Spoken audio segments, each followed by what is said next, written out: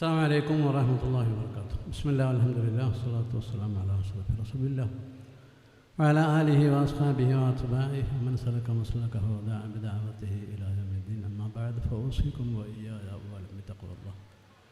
ബഹുമാന്യരായ പണ്ഡിതന്മാരെ, പൗരപ്രമുഖരെ, managing committee ഭാരവാഹികളെ, മഹത്തായ പരിപാടിയിൽ സന്നിഹിതരാകാനെത്തിയ രക്ഷാകർത്താക്കളായ സഹോദരീ സഹോദരങ്ങളെ, യുവജന വിദ്യാർത്ഥി സുഹൃത്തുക്കളെ, മഹത്തായ ഫളീല സംവിധാനത്തിൽ പഠിച്ചുകൊണ്ടിരിക്കുന്ന വിദ്യാർത്ഥിനികളെ, അല്ലാഹു സുബ്ഹാനഹു വ തആല നമ്മുടെ ഈ സംഗമം ഒരു പുണ്യകർമ്മമായി സ്വീകരിക്കുമാറാകട്ടെ. ആമീൻ.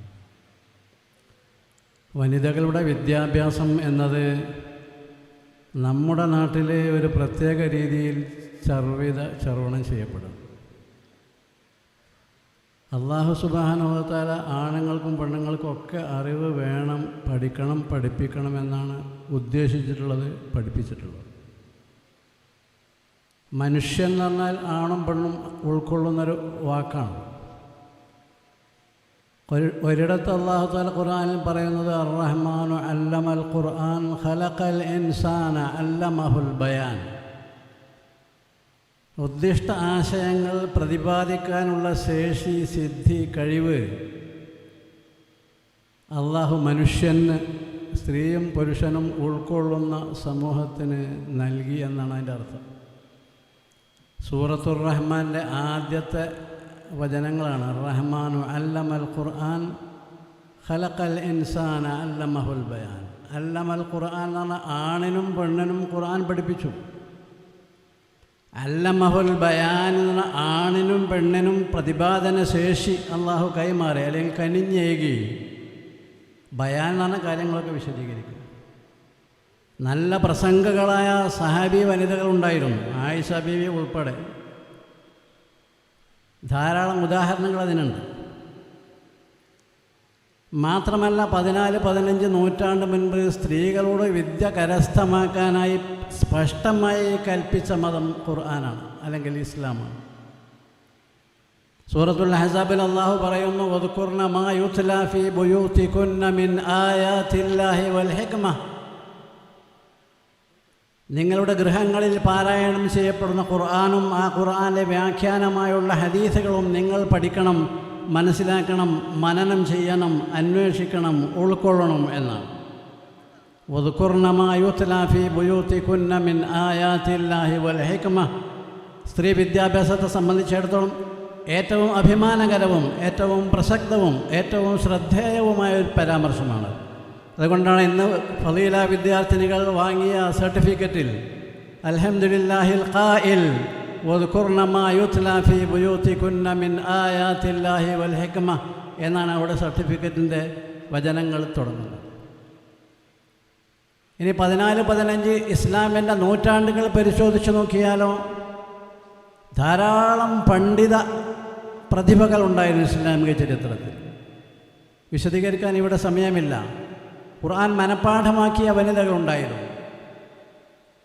ഒരു ഉദാഹരണം പറഞ്ഞാൽ ഇമാം ജലാലുദ്ദീൻ അബ്ദുറഹ്മാൻ സുയൂത്തി സ്വന്തമായി രചിച്ച കിതാബുകളുടെ എണ്ണം 972.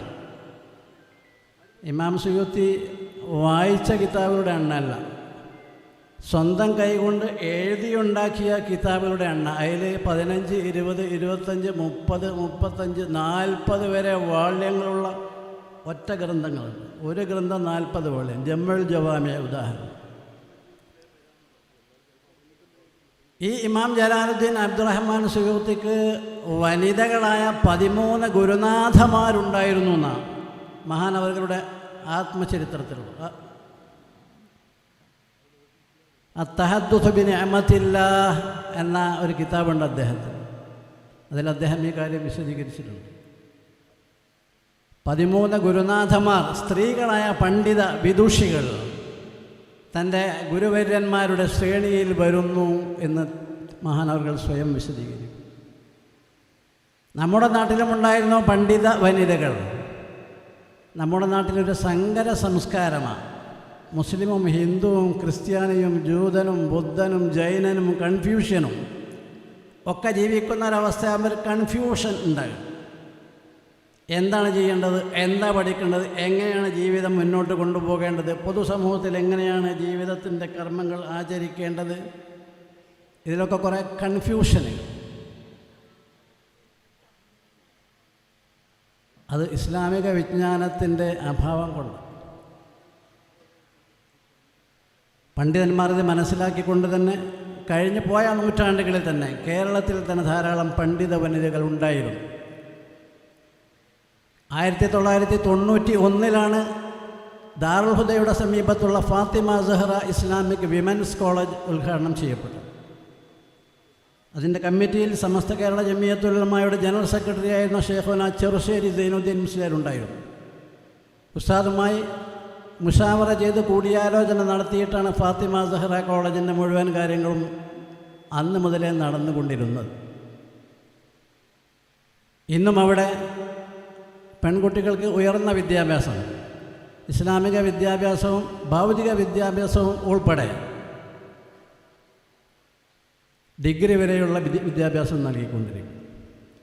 അത് 91 സമസ്ത കേരള ജമിയത്തുൽ ഉലമ ജനറൽ സെക്രട്ടറിയുടെ ആശീർവാദങ്ങളോടുകൂടി മാർഗനിർദ്ദേശങ്ങളോടുകൂടി 91 അതെങ്കിൽ 1993 2 കൊല്ലം കഴിഞ്ഞപ്പോൾ വിദ്യാഭ്യാസ ബോർഡിൻ്റെ ജനറൽ സെക്രട്ടറി ആയിരുന്ന മർഹൂം KT മാനു മുസ്ലിയാർ നവർ അല്ലാഹു മർക്കദഹു ദാറുൻ നജാത്തിൽ പെൺകുട്ടികളുടെ കോളേജ് തുടങ്ങി. അൽഹംദുലില്ലാ ഇന്ന് സമസ്ത കേരള വിദ്യാഭ്യാസ ബോർഡിൻ്റെ നേരിട്ടുള്ള ആഭിമുഖ്യത്തിൽ തന്നെ ഫളീല സംവിധാനങ്ങൾ നമുക്ക് ലഭ്യമായിരുന്നു. നമ്മൾ ചെയ്യേണ്ടത് ഇത് ഉപയോഗപ്പെടുത്തുക എന്നതാണ്. നമ്മുടെ പെൺകുട്ടികളെ ഇത്തരം വിദ്യാഭ്യാസ സ്ഥാപനങ്ങളിലേക്ക് അയച്ചുകൊണ്ട് അവരെ ഇസ്ലാമിക സംസ്കാരമുള്ളവരാക്കണം. നബി തങ്ങളുടെ കാലത്ത് പെൺകുട്ടികൾ ജനിക്കുക എന്നത് അപമാനമായിരുന്നു. ഞാൻ വിശദീകരിക്കണില്ല. അന്ന് നബി തങ്ങൾ പഠിപ്പിച്ചു, മനിബുതുലിയ മിൻ ഹാദിഹിൽ ബനാതി ബിശൈഇൻ ഫഅദ്ദബഹുന്ന വഅഹ്സന തഅദീബഹുന്ന കുന്ന ലഹു സിത്റൻ ഔ ഹിജാബൻ മിനൻ നാർ. പെൺകുട്ടികൾ ജനിക്കുന്നത് ഒരു പരീക്ഷണമായിട്ടാണ് സമൂഹം കണ്ടിരുന്നത്. അതുകൊണ്ട് നബി തങ്ങളും അതേ പദം പ്രയോഗിച്ചു, മനിബുതുലിയ മിൻ ഹാദിഹിൽ ബനാതി ബിശൈ. 2, 3, 4 ഒക്കെ പെൺകുട്ടികൾ ഉണ്ടായി ജനിച്ച് ഒരാൾ പരീക്ഷണ വിധേയനായാൽ ഫഅദ്ദബഹുന്ന വഅഹ്സന തഅദീബഹുന്ന, ആ കുട്ടികൾക്ക് പെൺകുട്ടികൾക്ക് ഇസ്ലാമിക സംസ്കാരവും മതവിജ്ഞാനവും ഇസ്ലാമിൻ്റെ സിദ്ധാന്തങ്ങളുമൊക്കെ പഠിപ്പിച്ച് അവരെ യോഗ്യരാക്കിയാൽ കുന്നലഹു ഹിജാബൻ മിനാർ, ആ പെൺകുട്ടികളെ കൊണ്ട് മാത്രം ഇയാൾ നരകത്തിൽ നിന്ന് രക്ഷപ്പെടും. നരകത്തിൽ നിന്ന് ആ കുട്ടികൾ അവനൊരു പ്രതിരോധമായിരിക്കുന്നതാണ്, മറയായിരിക്കുന്നതാണ്. ഇതാണ് നബി സല്ലല്ലാഹു അലൈഹി വസല്ലം തങ്ങൾ പഠിപ്പിച്ചത്. ഹജ്ജത്തുൽ വിദാഇൻ്റെ അവസാന പ്രസംഗത്തിൽ പോലും സ്ത്രീകളുടെ കാര്യങ്ങളൊക്കെ ഗൗനിക്കണമെന്ന് നബി തങ്ങൾ പ്രത്യേകം സമൂഹത്തെ താക്കീത് ചെയ്തു. ഇയ്യാകും വന്നിസാ. അതാണ് ഇസ്ലാമിൻ്റെ സംസ്കാരം, അതാണ് ഇസ്ലാമിൻ്റെ പാരമ്പര്യം. പെണ്ണുങ്ങളെ രചിച്ച കിതാബുകൾ ധാരാളമുണ്ട്. മുസ്ലിം പണ്ഡിത വനിതകൾ രചിച്ച ഗ്രന്ഥങ്ങൾ ധാരാളമുണ്ട്. ഇക്കഴിഞ്ഞ നൂറ്റാണ്ടിൽ ജീവിച്ചിരുന്ന ഒരു പണ്ഡിതയായിരുന്നു ഡോക്ടർ ബിന്ദു ഷാത്തി എന്ന പേരിൽ അറിയപ്പെട്ടിരുന്ന ആയിഷ അബ്ദുറഹ്മാൻ ബിന്ദു ഷാത്തി. അവരെ ജാമിഅത്തുൽ ഖറവിയ്യീൻ, മുസ്ലിം ലോകത്തെ ഏറ്റവും പഴക്കമുള്ള ഇസ്ലാമിക സർവകലാശാല ജാമിഅത്തുൽ ഖറവിയ്യീൻ, അതിൽ ഖുർആൻ ഡിപ്പാർട്ട്മെൻറ്റിൻ്റെ ഹെഡായിരുന്നു, HOD. അവർ സ്വന്തം ഖുർആൻ വ്യാഖ്യാനം രചിച്ചിട്ടുണ്ട് അറബി ഭാഷയിൽ. ഇങ്ങനെ നിരവധി ആളുകൾ.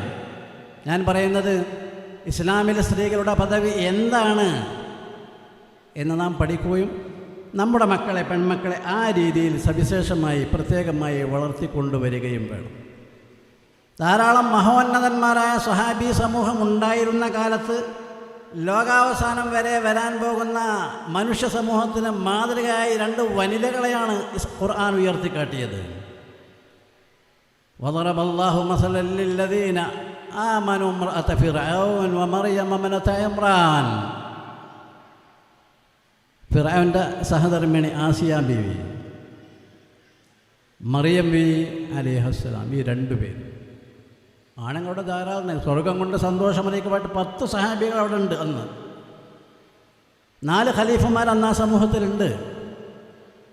നബി തങ്ങളുടെ ഖലീലായ സഹചാരി, സന്തത സഹചാരിയായിരുന്ന സിദ്ദീഖ് റളിയല്ലാഹു അൻഹു ഉണ്ട്.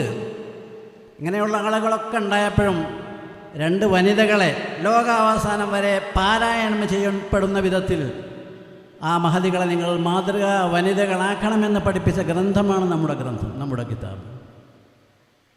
അതുകൊണ്ട് ഇതുപോലെയുള്ള വിദ്യാഭ്യാസ സംരംഭങ്ങളിലേക്കൊക്കെ പെൺകുട്ടികളെ പറഞ്ഞയച്ച് അവർ ഇസ്ലാമിക വിജ്ഞാനം നേടി അത് ജീവിതത്തിൽ പകർത്തി പിന്നെ വനിതകളിലേക്ക് പ്രത്യേകമായി അത് കൈമാറി ഇസ്ലാമികമായ ദൗത്യം നിർവഹിക്കാൻ നമ്മുടെ പെൺകുട്ടികൾക്കൊക്കെ അവസരം ലഭിക്കുമാറാകട്ടെ. അള്ളാഹു തൗഫീഖ് നൽകട്ടെ. ആമീൻ എന്ന് ദുആ ചെയ്ത് നിങ്ങളൊക്കെ ദുആ ചെയ്യണമെന്ന് അപേക്ഷിച്ച് ഞാൻ എൻ്റെ വാക്കുകൾ ഉപസംഹരിക്കുന്നു. വ ആഖിറു ദഅവാന അനിൽ ഹംദുലില്ലാഹി റബ്ബിൽ ആലമീൻ. അസ്സലാമു അലൈക്കും വറഹ്മത്തുള്ളാഹി.